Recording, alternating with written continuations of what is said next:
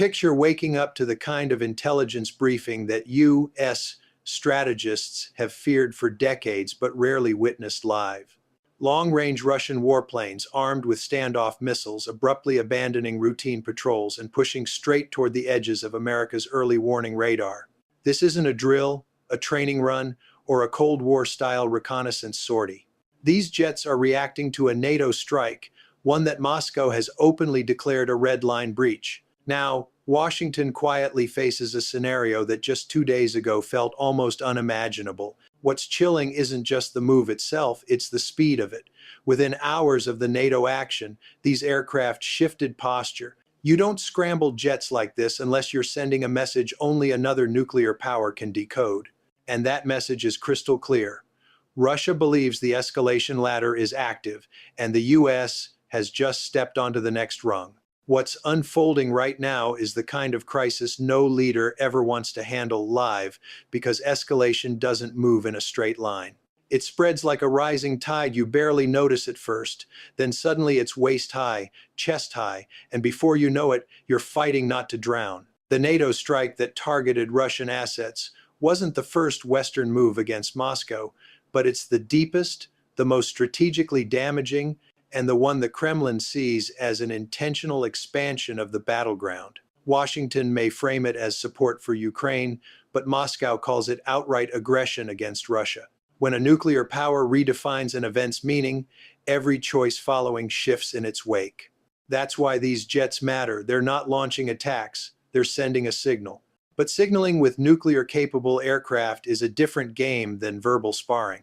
When Moscow moves these jets, they want Washington to notice, to track, and to factor that into every decision from now on. The key question is not just why Russia relocated these jets.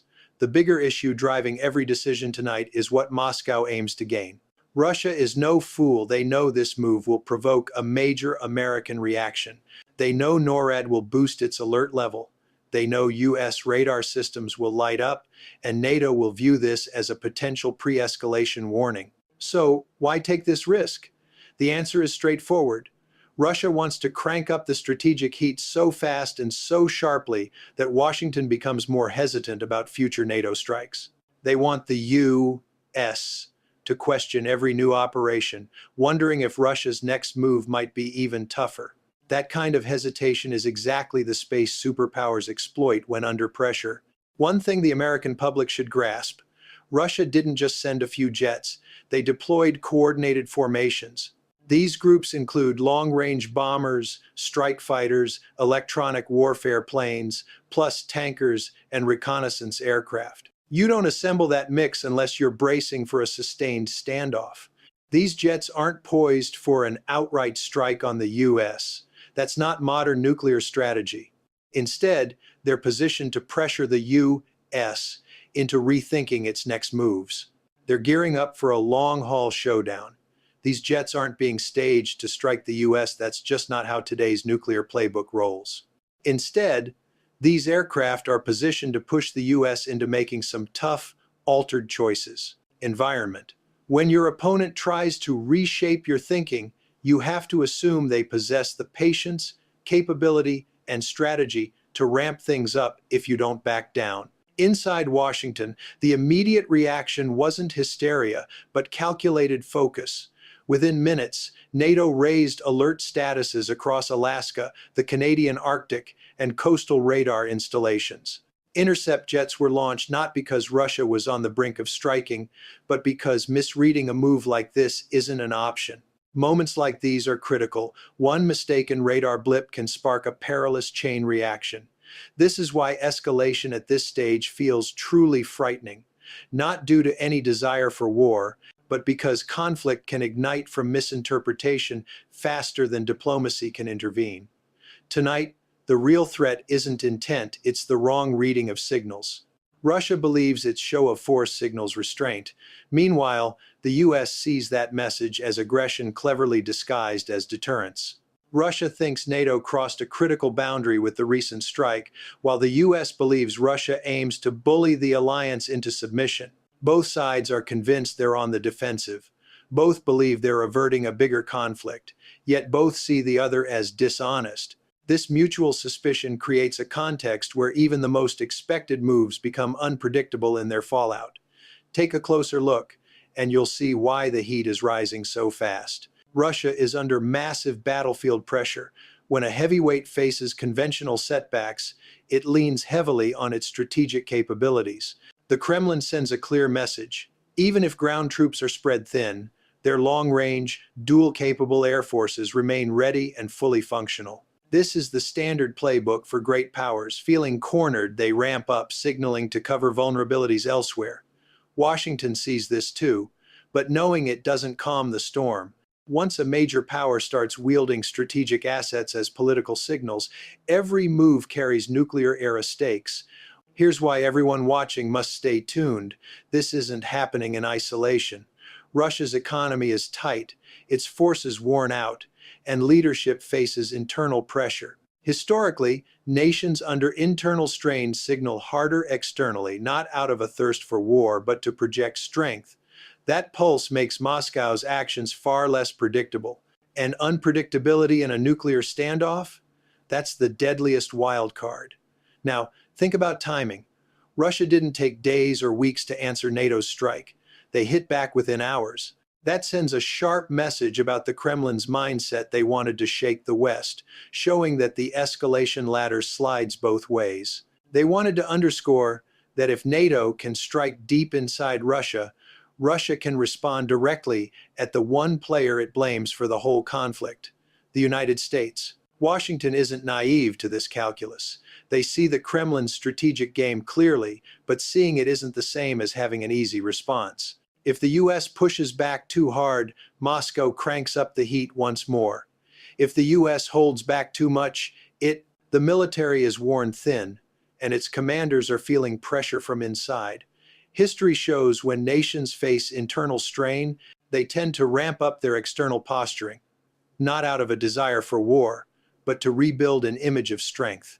This is what makes Moscow's moves so unpredictable, and unpredictability in a nuclear standoff is the riskiest factor by far. Now, look at the timing. Russia didn't take days or weeks to act after NATO's strike. They hit back within hours. That reveals a lot about the Kremlin's mindset. They aimed to send shockwaves through the West, to prove the escalation ladder can tick upward or back down just as fast. And to make it crystal clear, if NATO can breach deep into Russian soil, Russia can strike straight back at the key player they blame for this mess, the United States. Washington, of course, is fully aware of this logic. They grasp the Kremlin's strategic calculus, but understanding doesn't make the reply any simpler. If the US hits too hard, Moscow will crank up the heat again. If the response is too soft, it risks emboldening their moves. Naturally, they aren't oblivious to this logic. They grasp the Kremlin's strategic intentions, yet comprehension doesn't simplify their reaction. If the US pushes back too hard, Moscow ramps things up further. If the US holds back, it might encourage Russia to push even further. This is the razor-thin line of deterrence. Every choice comes with consequences. Every pause sends a clear message. This is why the US defense apparatus is navigating a treacherous political and military landscape right now. Let me break down something most overlook. When Russia shifts jets toward the US, it forces Washington to divide its strategic focus. The United States must now monitor those aircraft, maintain alertness across multiple theaters, and get ready for potential escalations, all while continuing to back Ukraine. Russia's goal is to stretch US resources thin, and stretching those resources changes political calculations. The more military focus Washington dedicates to Russian strategic moves, the less political will there will be for increasing NATO's involvement in Ukraine. Russia understands this. They're playing the long game, trying to reshape the cost-benefit analysis happening right inside the White House. But here's the crucial point that will shape the next 72 hours. If Russia pushes these jets closer again, even by a few hundred miles, Washington will have to decide if this is just posturing or a real shift toward a long-term deployment. These decisions matter because a forward-deployed strategic aircraft presence sharply raises the risk of accidental conflict. One misunderstood radar signal could trigger an intercept. One intercepted mission gone wrong could ignite a serious incident. And an incident involving nuclear-armed powers on high alert is the kind of event historians dissect endlessly. People often ask if these moments mean the US and Russia are teetering on the edge of nuclear war. The answer? No. Nuclear war requires intent. What we face instead is misinterpretation. And misinterpretation is how nuclear crises ignite. The Cuban Missile Crisis didn't begin with missiles fired, it began with misunderstood intentions. The Cal 007 incident wasn't planned escalation, it was a mistake in judgment. The Soviet nuclear alert in 1983 wasn't a first strike, it was a technical glitch mistaken for an attack.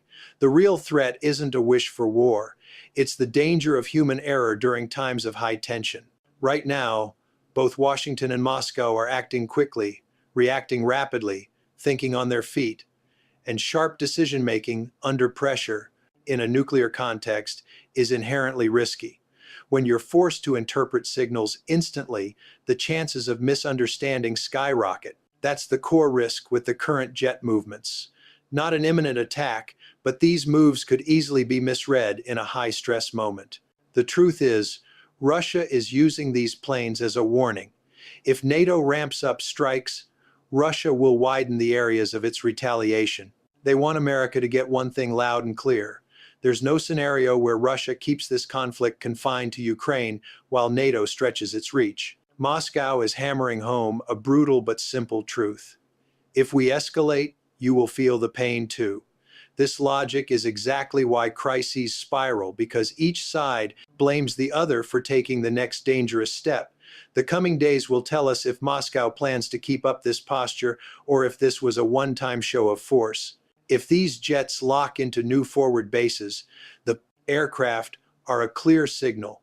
If NATO intensifies strikes, Russia will further extend the scope of its retaliation. They want the US to understand there's no escalation path where Russia confines the conflict to Ukraine. While NATO grows its operational footprint, Moscow is restating a grim fact. If we face escalation, you will face escalation. This back and forth is exactly how crises spiral, as each side sees the other as the instigator. We'll soon find out if Moscow will keep this stance or if it's just a one-off warning.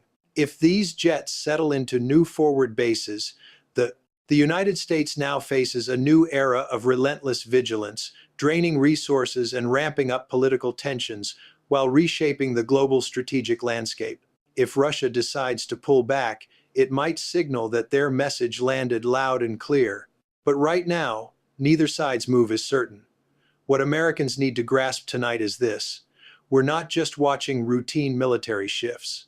We're witnessing deliberate geopolitical signaling between nuclear superpowers. Russia wants Washington to feel the squeeze. Meanwhile, Washington is making it clear that Moscow cannot bully NATO. Both sides are caught in a cycle where every action demands an equally forceful response. This showdown isn't about aircraft, it's a high-stakes psychological chess game between global giants. It's fear cloaked in confidence, strength veiled by vulnerability, deterrence shadowed by escalation. Russia can't afford to appear weak, and the US can't show hesitation. So each side amps up its posture, shouts its signals louder, and acts with increasing speed. Tonight, Russian jets patrol closer to American borders than they have in years.